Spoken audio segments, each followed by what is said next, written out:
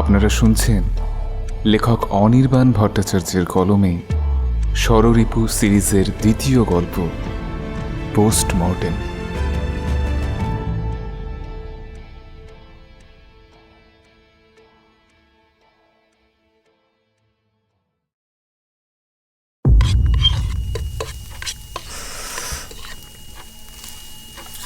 মাঝে মাঝে এই মোটকা গন্ধটা নাকে আসছে।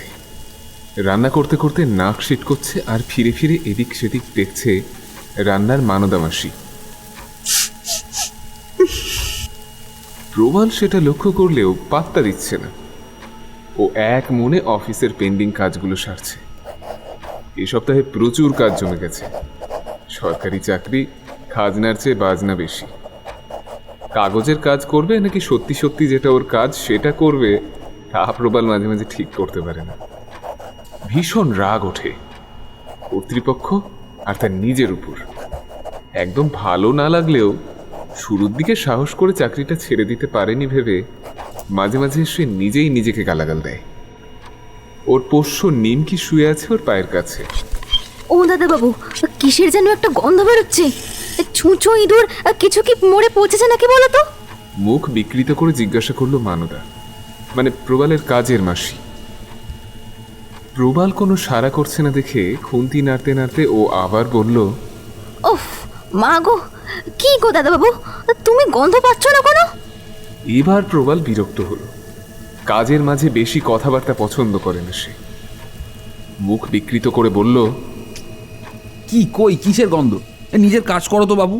মরলে মরেছে, আমি কি এখন কি মরেছে খুঁজে বের করে তার দাহ কার্য করবো, নাকি বিদেহী আত্মার মৃত্যুর জন্য শোক সভা আয়োজন করব? ল্যাপটপে আঙুল চালাতে চালাতে বলল সে। এই এক সমস্যা লোকটার। সব ভালো, কিন্তু এমন ট্যারা ট্যারা কথা বলে যে এ বাড়িতে কাজ করার ইচ্ছেটাই দিন দিন নষ্ট হয়ে যাচ্ছে মানদার। তাও মাসিমা, মানে প্রবাল দাদাবাবুর মা আছেন বলেই ও এ বাড়ির কাজটা ছাড়ে না। বয়স্ক মানুষ, কাজ ছেড়ে দিলে ওনার ঘাড়েই গিয়ে পড়বে সবটা। তাই এত ট্যারা ট্যারা কথা শুনেও কাজ করে ও।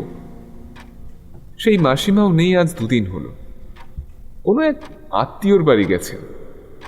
সে একটু ভেবে নিয়ে বলল, ও মা, তা কিছু একটা মরে পৌঁছে থাকলে রোগ ব্যামো হবে না, সেটাকে তো ফেলতে হবে নাকি? আচ্ছা, জ্বালাতনে পড়া গেল দেখছি। সে যখন ফেলতে হবে তখন হবে, আপাতত আমার নাকে কোনো গন্ধ আসছে না। বলতে বলতে ল্যাপটপ বন্ধ করে উঠে পড়ে প্রবাল। না, অফিসে দেরি হয়ে যাচ্ছে। একটা সিগারেট ধরিয়ে স্নান ঘরে ঢুকে যায় ও। প্রবাল একা মানুষ, বিয়ে থা করেনি, বা বলা ভালো করতে পারেনি।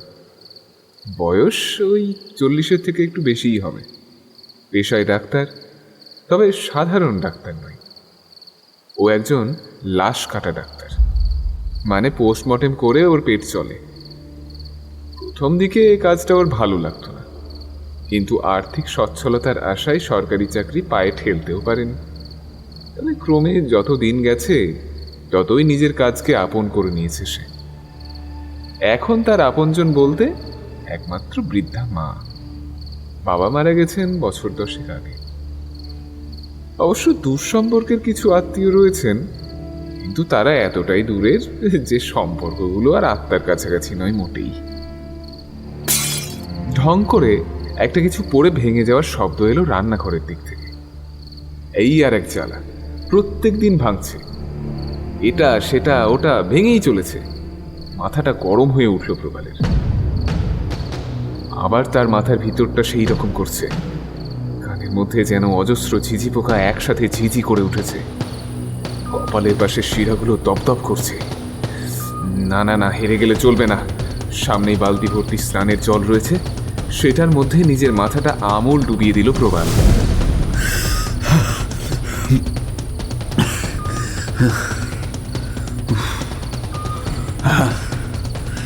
শান্তি।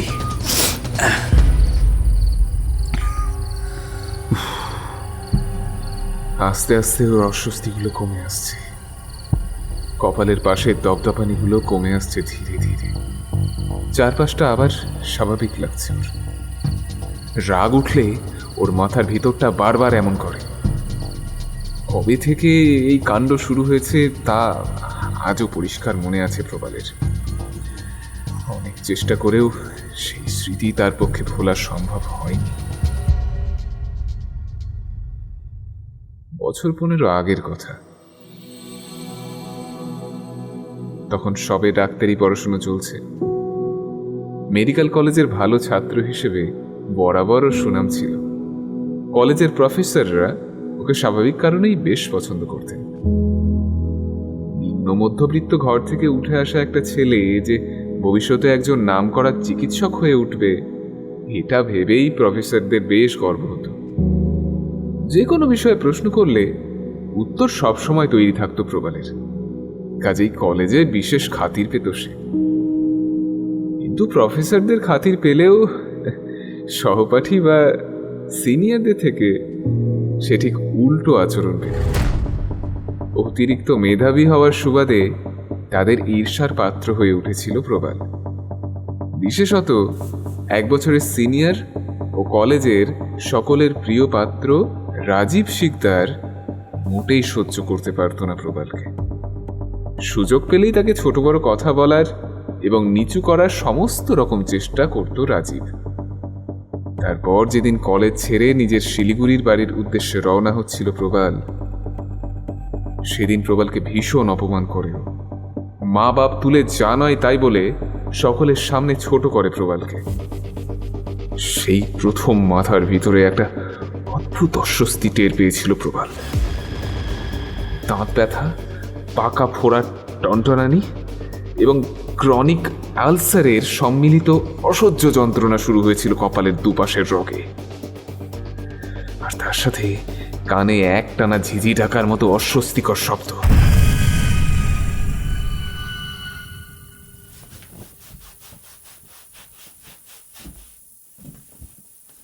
মাথা মুছতে মুছতে বাথরুম থেকে বেরিয়ে প্রবাল জিজ্ঞাসা করল, কি হলো?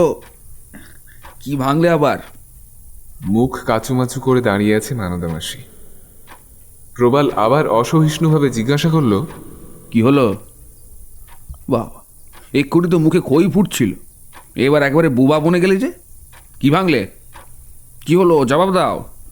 মানদা মাসি আমতা আমতা করে বলল, না মানে ওই একটা প্লেট হঠাৎ করে না হাতটা পিছলে। আমি আমি আমি ইচ্ছা করে ভাঙিনি গো দাদাবাবু, আমি ইচ্ছা করে ভাঙিনি। দাঁতে দাঁত চেপে রাগটা থামাবার বৃথা চেষ্টা করছিল প্রবাল। ও জানে মানদা মাসি চোখের সামনে থাকলে আর বেশিক্ষণ নিজের রাগ দমিয়ে রাখতে পারবে না। তাই নিজের শোয়ার ঘরে গিয়ে পোশাক বদলাতে বদলাতে চিৎকার করে বলল, তোমার রান্না হয়ে গিয়ে থাকলে তুমি আবার এসো।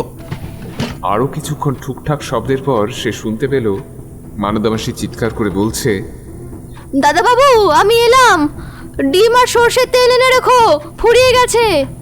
হাঁক দিয়ে দরাম করে সদর দরজাটা টেনে বেরিয়ে গেল মানদা। হাতে পা একবারে মা লক্ষ্মী, সব সময় দুমদাম করেই চলেছে। মানদা বেরিয়ে যেতেই ডাইনিংয়ে এসে বসল প্রবাল। মানদা মাসি যাওয়ার সময় সকালের খাবার বেড়ে রেখে যায় প্রতিদিন। প্রবাল পেটের রোগী, তাই বেশি তেল মশলাদার খাবার পছন্দ করে না।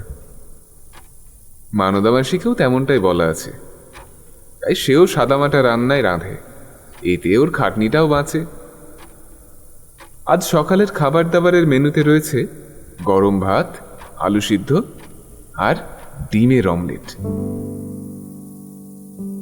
মনটা ভালো হয়ে গেল ওর। এই ডিম ভাজা জিনিসটা প্রবালের খুব পছন্দের। তবে খেয়াল করে দেখলে এতে উচ্ছ্বসিত হওয়ার মতো কোনো বিষয় নেই, কারণ মানদা মাসি রোজ ঠিক এই রান্নাটাই জলখাবারের জন্য বরাদ্দ রাখে। আর প্রত্যেক দিন অফিস বেরোনোর আগে ঠিক এই মেনু গলায় ঢেলে পথে বের হয় প্রবাল। কিন্তু তবু প্রত্যেক দিনই খাবার টেবিলে বসে ওই হালকা তেলে ভাজা লঙ্কা ছাড়া সাদা হলদে ডিমের অমলেট দেখে মনটা ভালো হয়ে যায়। অমলেটের গায়ে ছড়ানো ছিটানো পেঁয়াজের কুচিগুলো খুঁটে খুঁটে আলাদা করে মুখে দেয় সে। ডিমের আষ্টে রসে সিক্ত পেঁয়াজের কুচিগুলো অদ্ভুত তৃপ্তি দেয় মনকে। প্রবাল খেতে বসার সাথে সাথে নিমকি উঠে এসে বসলো ঠিক খাওয়ার টেবিলের নিচে। নিমকি একটা বেশ মোটা সোটা নেড়ি কুকুর, সাদার উপর কালো ছোপ ছোপ দাগ রয়েছে তার গায়ে।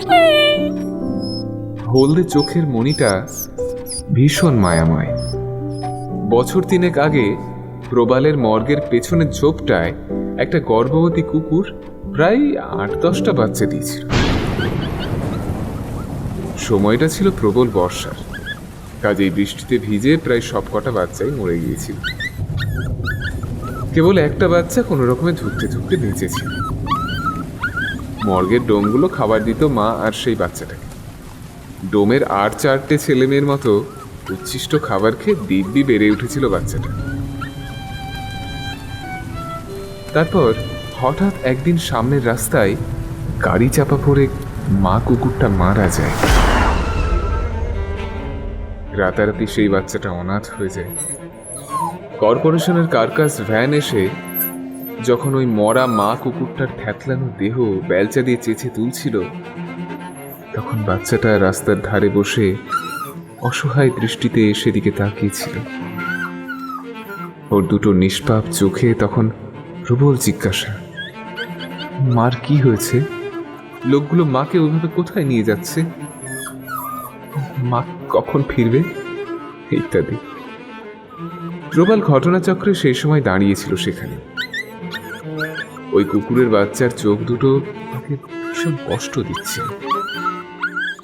সে ভাবতে সময় নেয়নি, তুলে এনেছিল বাচ্চাটাকে নিজের গাড়ি করে। প্রবালের মা কোনোদিনই কুকুর বিড়াল পছন্দ করতেন না, কিন্তু তার ছেলের জেদের কাছে হার মানতে হয়েছিল তাকে। পরে অবশ্য নিমকির ওর মায়েরই নেওয়াটা হয়েছিল বেশি। ভাত প্রায় শেষ হয়ে এসেছে, কিন্তু এখনো ওই সামান্য পেঁয়াজ কুচি ছাড়া বাকি ডিম ভাজায় হাত দেয়নি প্রবাল। এই ওর এক অভ্যেস, পাতে ডিম ভাজা থাকলে সবার শেষে খায় সেটা। তাতে ওর পছন্দের স্বাদ অনেকক্ষণ মুখে লেগে থাকে। নিমকিটাও আবার ডিম ভাজা খেতে ভীষণ পছন্দ করে। তখন থেকে নিজের কালো লেজটা নেড়েই চলেছে। একটু ভাগ পাওয়ার আশায় নিমকির লকলকে জিভ দিয়ে ক্রমাগত লালা ঝরে পড়ছে। ভাতের শেষে নিমকির জন্য এক ফালি অমলেট পাতে রেখে বাকিটা সবে প্রবাল মুখে পুরতে যাবে, এমন সময় হঠাৎ নিমকি এক লাফে ওর হাত থেকে অমলেটটা ছিনিয়ে ঘরের অন্যদিকে দৌড় দিল। মাটিতে ঘষ্টাতে ঘষ্টাতে সেই হালকা তেলে ভাজা ডিমের অমলেট নিয়ে ঘরের এক কোণে গিয়ে বসেছে জানোয়ারটা। মুখের গ্রাস সরে যাওয়ার রাগে দপদপ করে জ্বলে উঠল প্রবাল। নিমকির দিকে তাকিয়ে দেখল নিজের 2 হাত ছড়িয়ে পরমানন্দে ডিম ভাজা চেবোচ্ছে বেটা। প্রবাল টের পেল ওর মাথার ভেতর সেই অস্বস্তিটা আবার বেড়ে উঠেছে। কপালের শিরাগুলো দপদপ করছে, কান দুটো গরম হয়ে প্রায় লাল হয়ে উঠল প্রবালের। আর সেই অস্বস্তিকর শব্দটা, বাড়িটা থাকা যাবে না আর, সত্যিকর।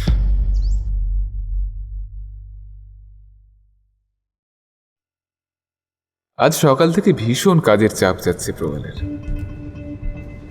2টো সুইসাইড কেস আর 3টে বেওয়ারিশ লাশ এসেছে সকাল থেকে। সবেমাত্র সুইসাইড কেস দুটো সেরে নিজের চেয়ারটা এসে বসেছে সে। এর মধ্যে একটা গলায় দড়ি আর একটা শিরা কেটে নিজের পরপারের টিকিট কনফার্ম করেছে। আজ সকালে অফিসে আসতেই দেরি হয়ে গেছিল ওর। রেডি হয়েও দ্বিতীয়বার জামা কাপড় ছেড়ে নতুন পোশাক বদলাতে গিয়ে অনেকটা সময় নষ্ট হয়েছিল। অফিসে ঢোকা মাত্রই মর্গের ডোম মনসুখ এসে বলল, স্যার, একটা হাত কাটা আর একটা লটকে পড়া মাল এসছে, কোনটাকে আগে পাঠাবো স্যার? প্রবাল নিজের কেবিনের দিকে যেতে যেতে বলল, আচ্ছা, হাত কাটায় অত সমস্যা নেই, চট করে হয়ে যাবে। তুই বরং হ্যাংকেসটা আগে পাঠা। আর হ্যাঁ, 1 কাপ কড়া চা বলিস তো। রাস্তাঘাটে আজকাল যা জ্যাম, মাঝে মধ্যে মনে হয় 1-2টা বিশ্বযুদ্ধ হলে বন্ধ হয় না। 2-1 পিস হিরোশিমা নাগাসাকির প্রয়োজন আছে পৃথিবীতে, বুঝলি? যেদিকে তাকাও গিজগিজ করছে লোক, তাদের ক্যাচর ম্যাচর হই হল্লা অশান্তি সহ্য করতে করতে একেবারে মানে যাকে। দোকানদারকে বলিস চা একটু আদা বা এলাচ টিলাচ দিতে, বুঝলি? স্পেশাল চা, তাই তো স্যার? প্রবাল ঘাড় নেড়ে কাগজপত্র উল্টাতে উল্টাতে সম্মতি জানিয়েছে। একটা হিন্দি গানের কলি গুনগুন করতে করতে চা আনতে বেরিয়ে যায় মনসুখ।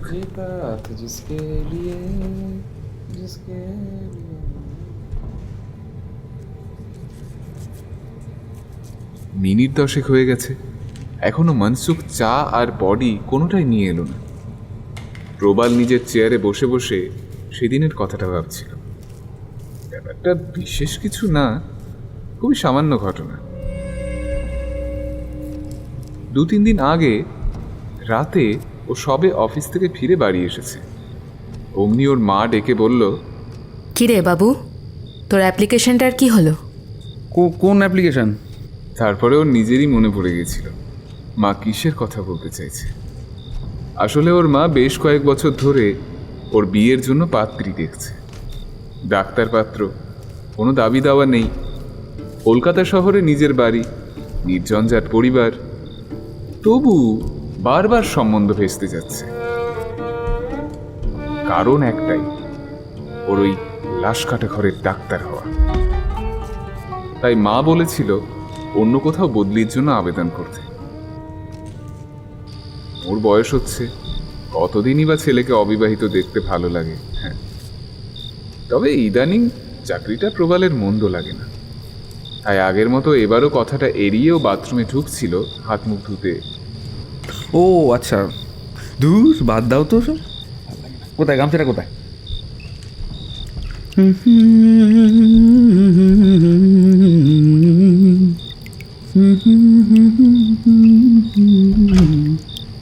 না মানে এইভাবে মরা ঘেটে আর কতদিন চালাবি বলতো?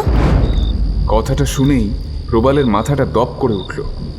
আত্মীয় স্বজন কিংবা বন্ধু বান্ধবদের কাছ থেকে নিজের কাজের সম্পর্কে মাঝে মধ্যে এরকম কুমন্তব্য শুনতে হয় ওকে। এই কারণে বন্ধু বান্ধবদের সাথে দেখা সাক্ষাৎ বন্ধ করে দিয়েছে সে। আত্মীয় স্বজনদের বাড়িও যাওয়া কমিয়ে দিয়েছে অনেকটাই। কিন্তু তারা তো বাইরের লোক, নিজের বাড়ির লোক, নিজের মাই যদি এরকম কথা বলে। কপালের পাশের শিরাগুলো টন টন করে উঠেছিল, মাথার পেছনটায় যেন কি একটা হাতুড়ির বাড়ি মারছে। কানের লতিগুলো শিরশির করে উঠেছিল। মাথার ভিতর জমে ওঠা রাগটায় হাত পা নিষ্পিস করে ওঠে। হাতের কাছে রাখা একটা পিতলের ফুলদানি তুলে নিয়ে, ও স্যার, এসে গেছি। মনসুখের ডাকে ঘোর কাটে প্রবালের। একটা ট্রলি করে সাদা কাপড় চাপা দেওয়া বডি ঠেলতে ঠেলতে পরীক্ষাগারের দিকে ঢুকতে ঢুকতে চিৎকার করে হাঁক দিয়েছে সে।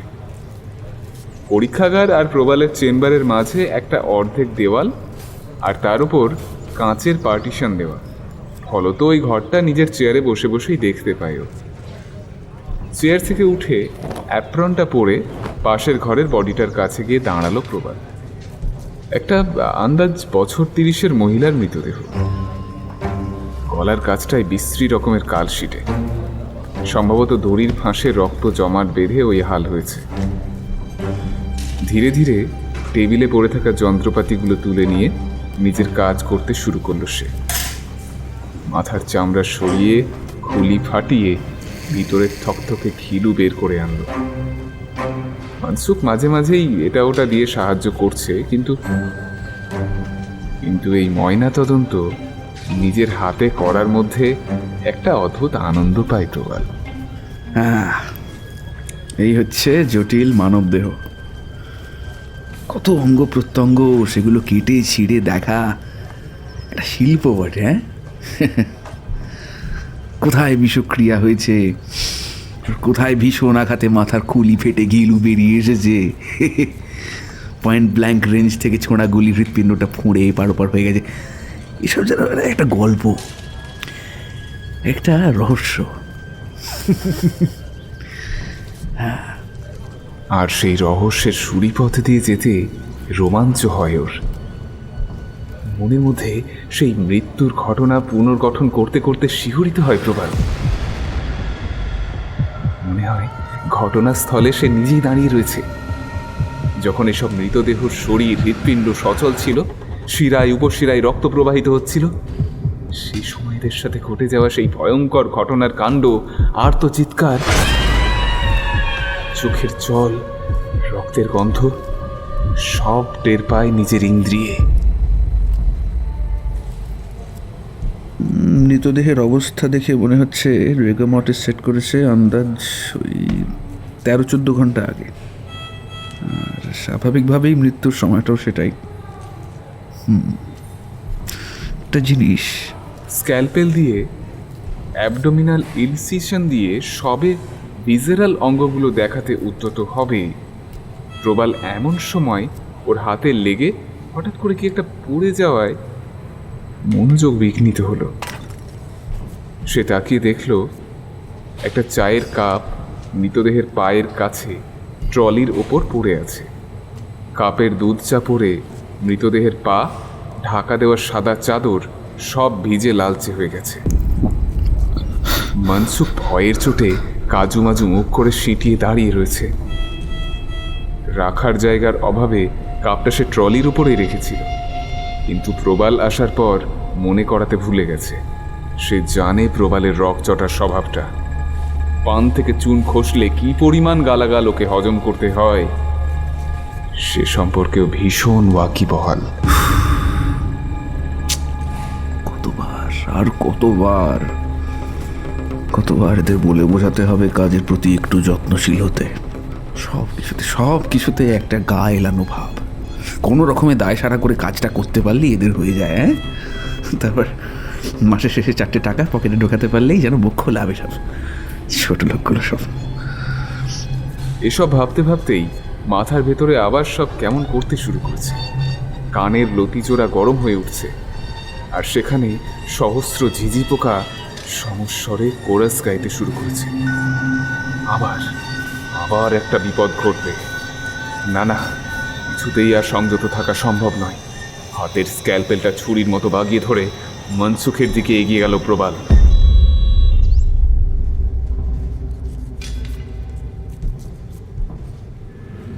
সাব ইন্সপেক্টর বর্মনবাবু বিরক্তির সুরে বললেন, আপনারা যে কি সব করেন না, ধুর বাবা, একটা সরকারি মর্গ, সেখানে আবার 5টার মধ্যে 4টে সিসিটিভি খারাপ, আর আপনারা এখনো কোনো ব্যবস্থা নেননি। হ্যাঁ, মর্গের বাইরের চা দোকানি চা দিয়ে গেল। আসুন। প্রবাল বর্মনবাবুর দিকে একটা চায়ের কাপ এগিয়ে দিয়ে দোকানিকে ইশারায় ওনার সাঙ্গপাঙ্গদের দিতে বললেন। তারপর একটু চুপ করে থেকে বললেন, দেখুন, আপনিও সরকারি চাকুরে, আপনি নিজেও জানেন সরকারের 17 মাসে বছর। আজ 8 মাস হয়ে গেল এগুলো সারাবার জন্য দরখাস্ত দিয়েছি, কিন্তু কোনো সদুত্তর পাইনি। আরে মশাই, সে তো বুঝলাম, কিন্তু এবার আমি কাকে কি বলবো বলুন তো? হ্যাঁ, একটা সরকারি মর্গে যদি এমন ঘটনা ঘটে, ধুর কি যে করবো। কথাগুলো বলে একটা আফসোসসূচক শব্দ করে ইন্সপেক্টর বর্মন আবার জিজ্ঞাসা করলেন, আচ্ছা, আপনার কাউকে সন্দেহ হয়? না, তবে মনসুখ নেশাভান করতো, তার পাশেও খেলতো হয়তো। এখন তাদের মধ্যে যদি কেউ পেছনের দরজা দিয়ে ঢুকে। ইন্সপেক্টরের চোখে চোখ রেখে জবাব দেয় প্রবাল, আইসি। একটু ভেবে নিয়ে উঠে দাঁড়ালেন সাব ইন্সপেক্টর বর্মন। তারপর প্রবালের দিকে চেয়ে বললেন, ঠিক আছে ডাক্তারবাবু, আজ তাহলে আমি উঠি। আর এই বডিখানা পোস্টমর্টেম করে ফেলুন। এই বডি টানাটানি ঝামেলাখানা কমে গেল। অট্টহাসি হেসে উঠলেন তিনি। জনহীন মর্গের শীতল জমাট বাঁধা নিঃশব্দের মাঝে ওই অট্টহাসি যেন আরেকটু হলেও বরফে ঢোকানো মৃতদেহগুলোকে জাগিয়ে তুলবে। প্রবাল মনে মনে বিরক্ত হয়। কোন জায়গায় কিভাবে ব্যবহার করতে হয় অর্ধেক লোক সে বিষয়ে অজ্ঞ। একটা লাশ কাটা ঘরে এভাবে কেউ হাসে? কিন্তু সে মুখে কোনো ভাব প্রকাশ করে না, বরঞ্চ ইন্সপেক্টরের পেছন পেছন মর্গের গেট অবধি এগিয়ে যায়। তাছাড়া বডিটা যেভাবে কুপনো হয়েছে, নারী ভুড়ি সব একেবারে বেরিয়ে এসেছে যাকে বলে।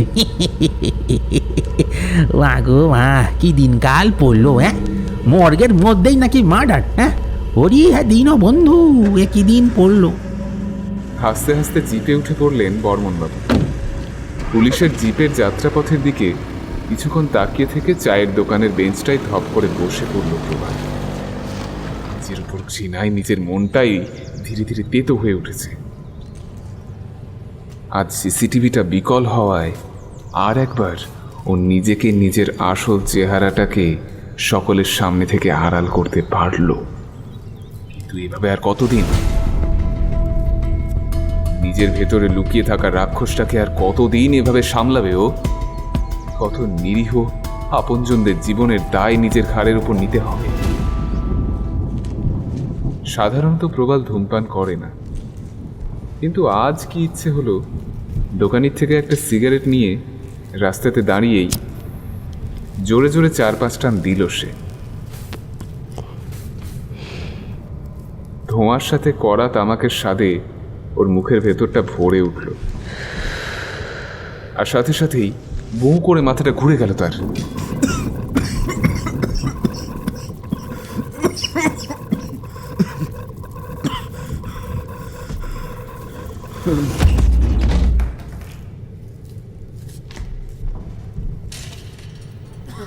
জ্ঞান ফিরতে প্রবাল দেখল যে সে তাদের মর্গের বাইরে বেঞ্চটায় শুয়ে আছে। একজন ডাক্তার কানে স্টেথোস্কোপ লাগিয়ে ওর বুকে চেপে আছে সেটার আরেক দিক। চারপাশ থেকে অপরিচিত বেশ কিছু মুখ উকি মারছে। সে উঠে বসতে গেলে ডাক্তার ভদ্রলোক বলে উঠলেন, উঠবেন না স্যার, উঠবেন না। পালস ভীষণ দুর্বল। হ্যাঁ, আমার নাম ডক্টর তন্ময় বিশ্বাস, এই পাশেই চেম্বার। হ্যাঁ, আপনি মাথা ঘুরে পড়ে যাওয়া এই চা দোকানি আর পথ চলতে কিছু মানুষ আপনাকে এনে এখানে শোয়ায়, তারপর আমায় খবর দেয়। আচ্ছা, আপনার কি ভীষণ স্ট্রেস যাচ্ছে? হ্যাঁ, অন্য কিছু অসুবিধা? তো আপনি বরং আজ বাড়ি চলে যান। হ্যাঁ, বাড়ির লোককে ফোন করে দেবো? না না, বাড়িতে তো আপাতত কেউ নেই। ঠিক আছে, আমি একটা ট্যাক্সি নিয়ে চলে যাব। আচ্ছা চলুন, আমি আপনাকে ছেড়ে দিয়ে আসছি। আমার চেম্বারটাও প্রায় শেষ হয়ে এসছে। আপনি এখানে বসুন। হ্যাঁ, আমি একটু আমার অ্যাটেন্ডেন্টকে বলে আসি। না না না, মানে আপনি আমার শুধু শুধু। আরে মশাই, যতই অপরিচিত হই, আফটার অল আমরা তো একই প্রেশার সহ্য করছি। হ্যাঁ, তাই না? আপনি একটু রেস্ট নিন। হ্যাঁ, আপনি একটু রেস্ট নিন, আমি এক্ষুনি আসছি। বলে চলে গেলেন তিনি। কিছুক্ষণ পর নিজের গাড়ি নিয়ে এসে ধরে ধরে প্রবালকে গাড়িতে তুললেন ভদ্রলোক। তারপর নিজে উঠে সিট বেল্ট বেঁধে জিজ্ঞেস করলেন, বলুন, আপনার বাড়িটা কোন দিকে? প্রবালের মাথাটা এখনো ঘুরছে। কোনো রকমে উত্তর দিল, গড়িয়া। আরে আরে কি আশ্চর্য, কি আশ্চর্য! আমারও তো ওইদিকেই বাড়ি। আগে থাকতাম নর্থ ক্যালকাটায়, পৈতৃক ভিটায়। সদ্য আপনাদের বাড়ির ওদিকে একটা নতুন ফ্ল্যাটে শিফট করেছি। হ্যাঁ হ্যাঁ হ্যাঁ। গাড়ি চালাতে চালাতে ডাক্তারি পেশার নানান খুঁত, সুবিধা অসুবিধা, বর্তমানে রাজ্যের পরিস্থিতি, ডাক্তারদের আন্দোলন ইত্যাদি নানান কথা বলে চললেন তিনি। কিন্তু কোনোটাই প্রবালের মাথায় ঢুকছে না। শরীরের ভেতরটা এরকম অস্থির করছে, আর তার মধ্যে এসব বাজে বকে চলেছে লোকটা। রাগ উঠলেও নেহাত শরীরটা খারাপ, তাই রক্ষে নয়তো। প্রায় পুরো শহরটা অতিক্রম করে প্রবালের কথা মতো ওর পাড়ায় গাড়ি ঢুকিয়ে আর এক ধাপ উত্তেজিত হয়ে ডাক্তার বিশ্বাস বললেন, আরে মশাই, আমরা যে প্রতিবেশী সেটা বলেননি তো? হ্যাঁ, ওই দেখুন, ওটা হচ্ছে আমার ফ্ল্যাট। হ্যাঁ বলে গাড়ির জানালা দিয়ে বাইরের দিকে একটা নবনির্মিত ফ্ল্যাটের দিকে দেখালেন তিনি। প্রবাল যাওয়া আসার পথে এই ফ্ল্যাটটা দেখেছে অনেকবার। ও স্রেফ হেসে প্রত্যুত্তর দিল। প্রবালের বাড়ির সামনে গাড়ি দাঁড় করিয়ে ধরে ধরে ওকে বাড়ির ভেতরে নিয়ে গিয়ে শোবার ঘরে শুইয়ে দিয়ে ডাক্তার বিশ্বাস বললেন, শুনুন, আজ আমার আর কোনো চেম্বার নেই, বুঝেছেন তো? যদি কোনো অসুস্থতা বোধ করেন আমায় একটা কল করে দেবেন, মনে থাকবে? হ্যাঁ, এই হলো কার্ড। হ্যাঁ। বলে নিজের কার্ডটা বের করে পাশের টেবিলে রেখে যেতে যেতে আবার বললেন, জানি আপনিও একজন ডাক্তার, তবুও যদি কোনো প্রয়োজন পড়ে আমাকে একবার ডাকতে দ্বিধা করবেন না। হ্যাঁ। হ্যাঁ, বেশ, আসি তাহলে। হ্যাঁ। ভদ্রলোক বেরিয়ে যাওয়ার পর আরেকবার বাথরুম যাওয়ার জন্য উঠল প্রভাত। মাথাটা এখনো বেশ ঘুরছে, সিগারেট খাওয়াটা উচিত হয়নি।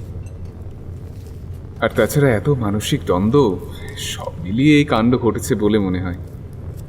কোনো রকমে দেওয়াল ধরে ধরে বাথরুম সেরে ঘাড়ে মুখে একটু জলের ছিটে দিয়ে বেরিয়ে বসার জায়গায় রাখা টেবিল থেকে জলের বোতলটা খুলে খানিকটা জল গলায় ঢালল।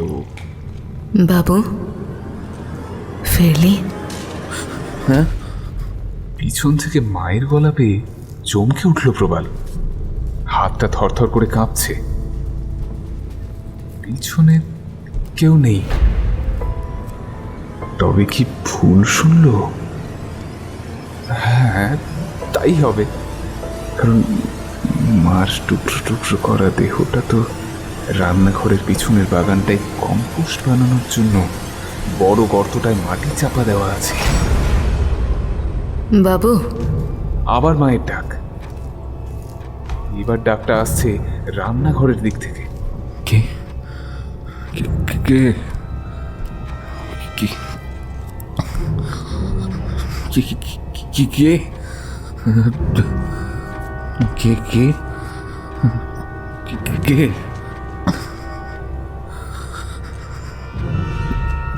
আর স্ট্রেস সহ্য করতে পারল না প্রবাল। অচৈতন্য হয়ে পড়ে গেল মেঝেই। ওর হাতের বোতলটা ছিটকে পড়েছে, সেটা থেকে জল বেরিয়ে সারা ঘর ভেসে যাচ্ছে।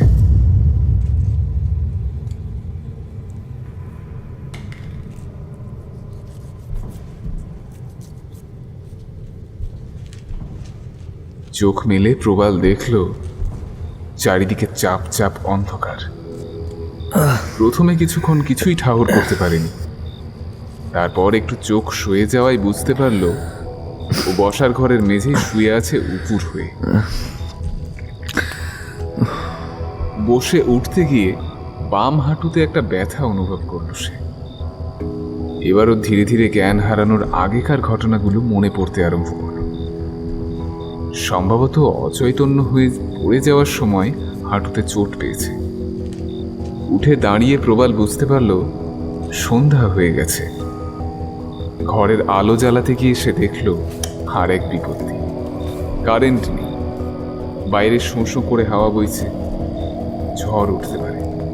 হাতড়ে হাতড়ে একটা মোমবাতি জোগাড় করে সেটা জ্বালিয়ে শোয়ার ঘরে গেল প্রবাল।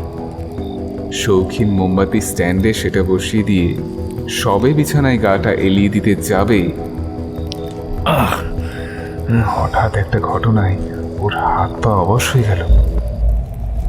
প্রবালের মনে হলো ঘরের আলো আধারির মধ্যে কি যেন ওর গায়ে ঠেলা দিয়ে দৌড়ে বসার ঘরের দিকে চলে গেল। কি নিমকি?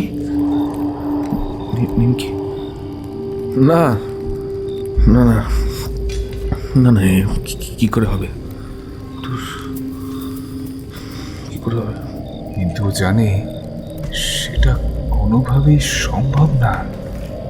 নিমকির মাথা থ্যাঁতলানো দেহটা বাগানের গোলাপের ঝোপের পিছন দিকে মাটির তলায় পুঁতে রাখা আছে। না না না, সকাল থেকে পেটে অন্যের দানা পানি পড়েনি, খিদে ছুটি হয়তো। সবার আগে কিছু খেয়ে নিতে হবে। খেয়ে নেওয়া যাক।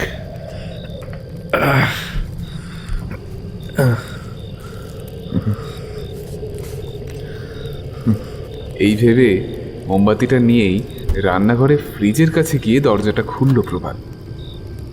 কারেন্ট না থাকায় ভিতরে আলো জ্বলছে না। মোমবাতির হলদে আলোতেই সেখান থেকে একটা আপেল বের করে ফ্রিজের দরজাটা বন্ধ করতেই চমকে উঠল প্রবাল। কে? ভয়ে একটা আওয়াজ বেরিয়ে এলো প্রবালের মুখ থেকে। ফ্রিজের পেছনটায় যেন কেউ দাঁড়িয়েছিল এক্ষুনি। কাঁপা কাঁপা হাতে মোমবাতিটা সেদিকেই বাড়িয়ে ধরল প্রবাল। মোমবাতির আলোয় সেখানে এখন আর কাউকেই দেখা যাচ্ছে না। চারপাশটা দেখে নিয়ে রান্নাঘরের সিঙ্কে আপেলটা ধুয়ে একটা ফল কাটার ছুরি দিয়ে কেটে কেটে একটা বাটিতে নিয়ে বসার ঘরে টেবিলের পাশে একটা চেয়ার টেনে বসলো সে। ও মনে মনে ভাবলো, এইসব হচ্ছেটা কি? হ্যাঁ, এইসব কি হচ্ছে সকাল থেকে? না, এই নির্ঘাত আমার অপরাধ বোধ। আমাকে হ্যালুসিনেট করতে বাধ্য করছে। আপেলের টুকরোতে কয়েক কামড় দিতেই বাইরের দরজায় আচমকা টোকা পড়ল। বাবা, এই ঝড়ঝাটের মধ্যে আবার কি এলো? প্রবাল উঠে দরজা খুলে দেখল কেউ নেই। দরজার বাইরে প্রবল ঝড় উঠেছে। বাইরে প্রবল ঝড় বইছে। কেবল একরাশ ধুলো ঝোড়ো হাওয়ার সাথে ঘরের ভিতর ঢুকে এসেছে। তাড়াতাড়ি দরজা বন্ধ করে আবার নিজের চেয়ারে এসে বসল সে। ভাবল,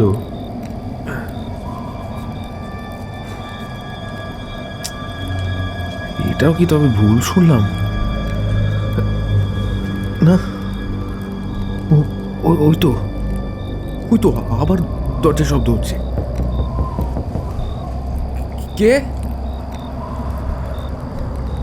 কে?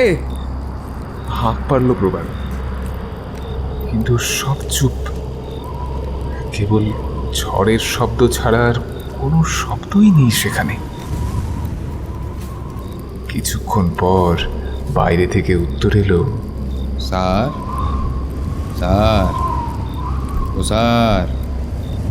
আমি মনসুখ স্যার। আমার পেটে খুব ব্যথা হচ্ছে গো। অল্প দরজাটা খুলে দেখুন কেন, আমার কি সমস্যা হচ্ছে। ও স্যার, আমার পোস্টমর্টেম করবেন না স্যার? মর্গের ঠান্ডা বাক্সগুলা আমার খুব অসহ্য লাগছে স্যার।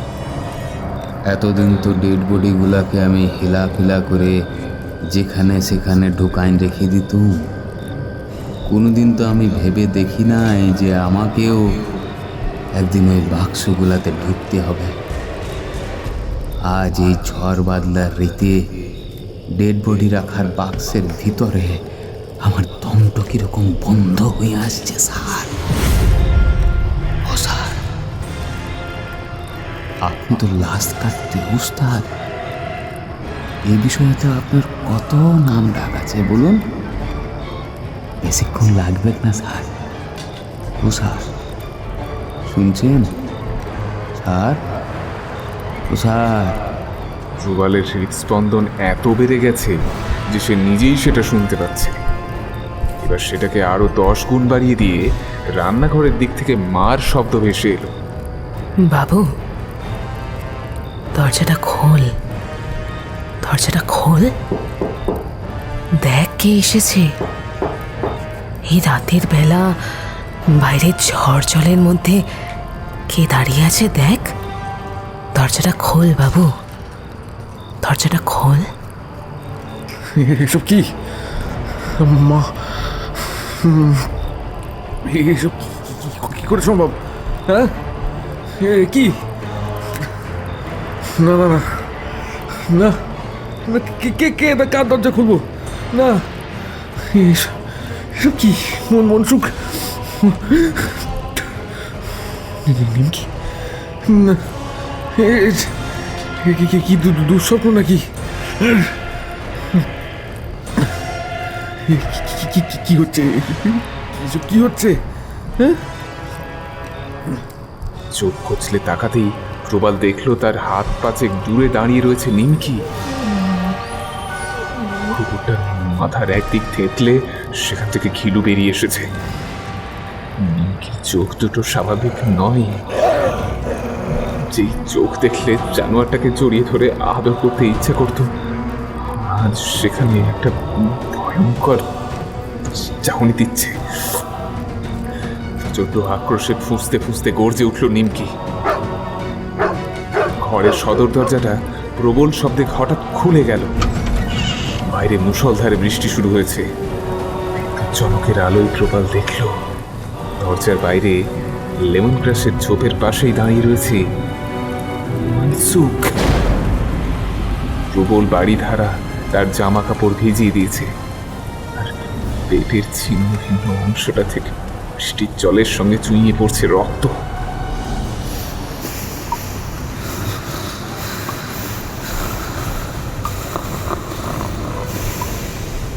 ওর চোখে তখন অসম্ভব প্রতিহিংসার আগুন জ্বলছে। প্রবালকে এমন অসহায় পরিস্থিতিতে দেখে সে অট্টহাসি করে ওঠে।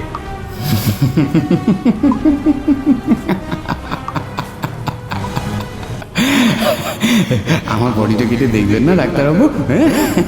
করবেন না আমার পোস্টমর্টেম? আপনি তো আবার কাজের মধ্যে খুব সহ্যই করতে পারেন না।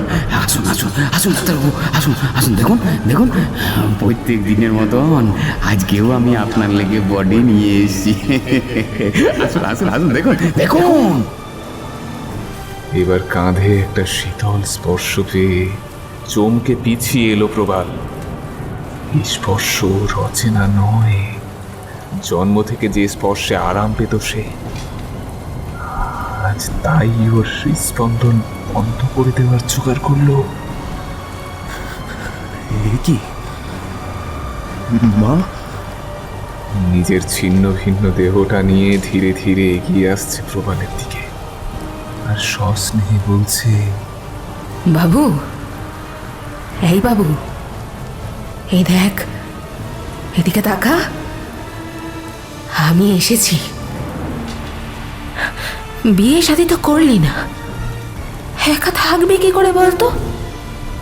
কোনোদিন তো জলটুকুও গড়িয়ে খাসনি। তার চেয়ে বরং চল, তোকেও আমাদের সাথেই নিয়ে যাই, কেমন? আয়, চল আমাদের সাথে, চল চল আমাদের সাথে।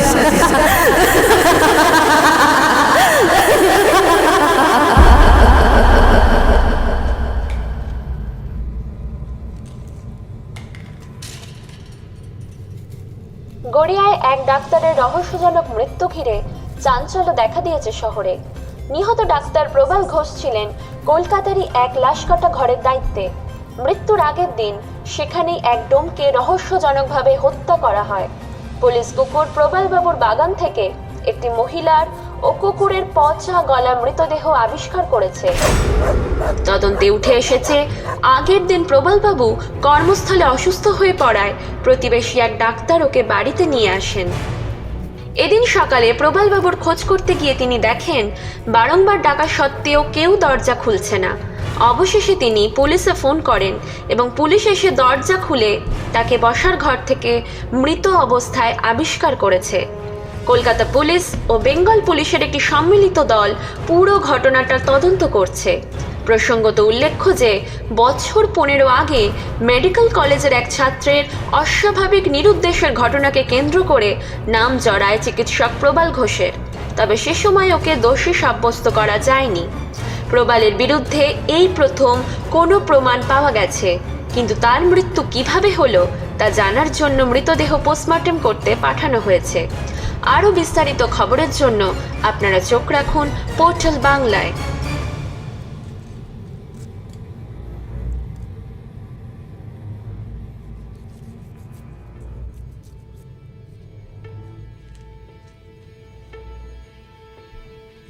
আপনারা শুনলেন লেখক অনির্বাণ ভট্টাচার্যের কলমে ষড়রিপু সিরিজের দ্বিতীয় গল্প পোস্টমর্টেম। গল্পের নাট্য রূপান্তর, গল্পের সূত্রধার এবং গল্প পাঠে আমি অমিত সরকার। এছাড়া বিভিন্ন গুরুত্বপূর্ণ চরিত্রে কণ্ঠ দিয়েছেন রিতম মুখার্জি, অস্মিতা সোম, সুজন ঘোষ, শ্রী কুণ্ডু, আদিত্য বসু, শুভদীপ ঘোষ এবং অস্মিতা মুখার্জি পাল।